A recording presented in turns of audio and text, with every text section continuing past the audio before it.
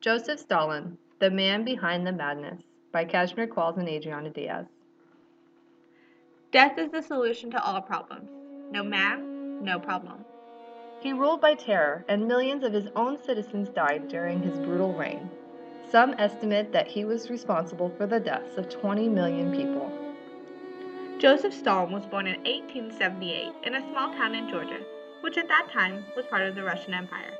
He was an only child and his family was poor. His father was a shoemaker and also an abusive alcoholic. In his teen years, he studied priesthood in a Georgian Orthodox church. While there, he became increasingly more interested in the revolutionary movement against the Russian monarchy. After being expelled from the seminary for missing exams, Stalin became an underground political agitator. He joined the Bolsheviks, which was led by Vladimir Lenin. Stalin became involved in various criminal activities and was arrested multiple times between 1902 and 1913, which led to the imprisonment and exile in Siberia. He changed his name to Stalin in his 30s, which in Russian means man of steel. He married his first wife in 1906, but she died shortly after their marriage when their only son Yakov was an infant. Yakov died as a prisoner in Germany during World War II when he was 36 years old. In 1918, Stalin married his second wife, and together they had 2 children. She committed suicide at the age of 31. Lenin appointed Joseph Stalin to serve on the first Central Committee of the Bolshevik Party in 1912. Shortly after, Bolsheviks seized power of Russia. The Soviet Union was founded in 1922, with Lenin as its first leader.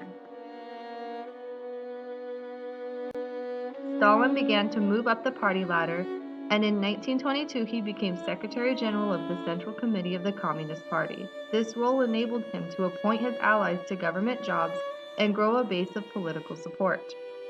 After Lenin died in 1924, Stalin beat his rivals and won the power struggle for control of the Communist Party and became dictator of the Soviet Union. He now had the power to control all of Russia. He transformed the Soviet Union from a peasant society into an industrial superpower. His plan was centered on government control of the economy and included the forced collectivization of Soviet agriculture. Millions of farmers refused to cooperate with Stalin's orders and were shot down or exiled as punishment. This also led to widespread famine, killing millions. Anyone who opposed to him was ordered to be eliminated. In the 1930s, Stalin instituted the Great Purge to rid the Communist Party, the military, and other parts of the Soviet Union from those that he considered a threat. During World War II, Stalin signed a non-aggression pact with dictator Adolf Hitler. Germany broke this pact in June of 1941 by invading the USSR. As German troops approached the Soviet capital of Moscow, Stalin remained there and directed a scorched earth defense policy, destroying any supplies or infrastructure that might benefit the enemy. The Grand Alliance was an alliance made during World War II, which joined together the United States, led by Franklin Roosevelt, the Soviet Union, led by Joseph Stalin, and Great Britain, led by Winston Churchill. Roosevelt, Stalin, and Churchill are often known as the Big Three. The Grand Alliance is often called the Strange Alliance because it united the world's greatest capitalist state, the greatest communist state, and the greatest colonial power. It was essentially an alliance of necessity, as all three needed to join together in order to defeat the threat of Nazi Germany.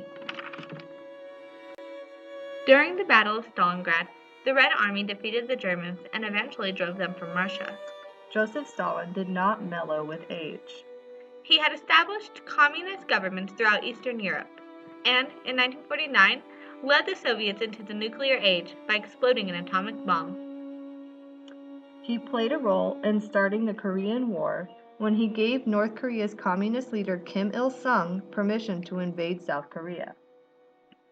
The end of Stalin's reign was in 1953, when he died of a stroke at the age of 74. His body was preserved in Moscow's Red Square until 1961, when it was relocated as part of the de-Stalinization process, which was a process of first discrediting Stalin and then reforming Soviet Russia, leading to large numbers being released from imprisonment.